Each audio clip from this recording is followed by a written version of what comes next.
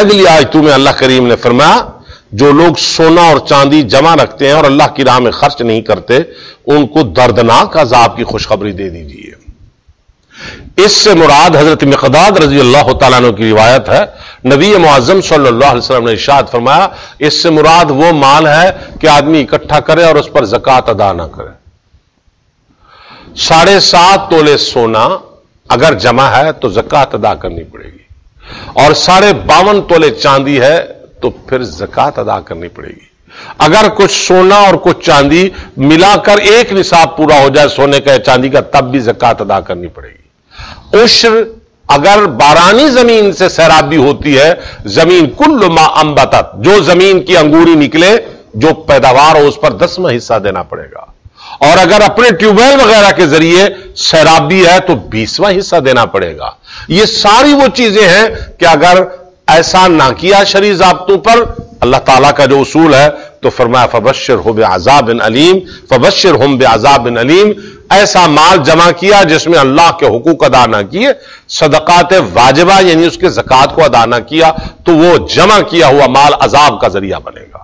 اور قرآن کریم میں ہے یوم یحما علیہا فی نار جہنم، اس مال کو جہنم کی آگ پر سینکا تپایا جائے گا، اور پھر وہ جب تپ جائے گا جہنم کی آگ پر، فتکوی بہا جباہہم، اسی مال کو اسی سونے چاندی کو وہاں سے تپا کر بندے کی پیشانی کو داغا جائے گا، اور وجنوبہم، پھر پہلوؤں کو داغا جائے گا، وظہورہم، اور پیٹھ کو داغا جائے گا۔ ہائے ہائے کرے گا تو فرمایا کہا جائے گا ھذا ما کنزتم لانفسکم، یہ تم نے جمع رکھا تھا اپنے نفسوں کے لیے، فذوقوا ما کنتم تکنزون، چکھو تم جو جمع کیا تم نے۔ یہ وہ مال جس پر زکوٰۃ ادا نہیں کی گئی، اور ایک روایت کے مطابق سونے چاندی کو سانپ کی شکل دے کر گردن میں لپٹ جائے گا یہ مال جس کی زکوٰۃ ادا نہیں کی، اور وہ ڈستا رہے گا ایسا نانگ اور ایسا اژدہا بن کر کہ اگر وہ ایک مرتبہ زمین پر پھنکار لے تو قیامت تک یہ ساری زندگی زمین سے کوئی سبزہ بھی نہ ہوگی، اتنی زہریلا سانپ داغا جائے گا جہنم کی آگ سے۔ نبی معظم صلی اللہ علیہ وسلم کے سامنے کچھ خواتین آئیں پردے کی آیت نازل ہونے سے پہلے، ویسے رسول اللہ صلی اللہ علیہ وسلم نے ارشاد فرمایا کہ یہ کیا ہے تمہارے ہاتھوں میں؟ انہوں نے کہا سواران، یہ سونے کے کنگن ہیں۔ فرمایا تو ادین زکاتہ، زکات ادا کرتی ہو؟ نہیں۔ فرمایا انہی کو تپا کر جہنم کی آگ سے تمہیں داغا۔ انہوں نے نکال کے پھینک دیا، اللہ کے رسول ہمیں اس کی ضرورت نہیں۔ تو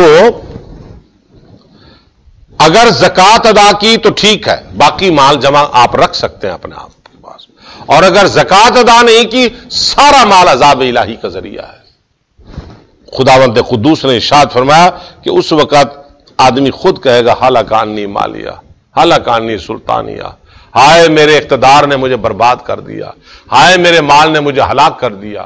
اللہ تعالیٰ فرمائیں گے خذوہ فغلوہ، اس کو پکڑو گرفتار کر لو، فغلوہ ہتھکڑی لگا لو، ثم الجحیم صلو، اس کو منہ کے بل گھسیٹ کر جہنم میں ڈال دو۔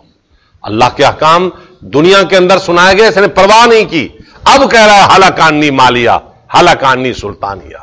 تو فرمایا کہ وہ مال جو دنیا میں جمع کیا یہ کیوں ہے کہ جی پہلے ماتھا داغا جائے گا، پھر پہلو، پھر پیٹھ؟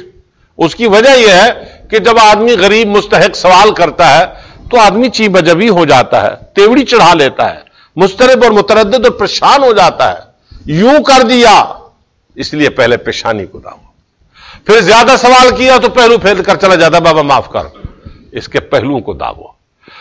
پہلو پھیرا، پہلے تیوڑی چڑھائی، اس کو پہلو بدلا، پہلو کو، اور زیادہ بات کی پیٹھ پھیر کے چلا جاتا ہے، یار چپ نہیں ہوتے تم، پھر اس کی پیٹھ کو داغو۔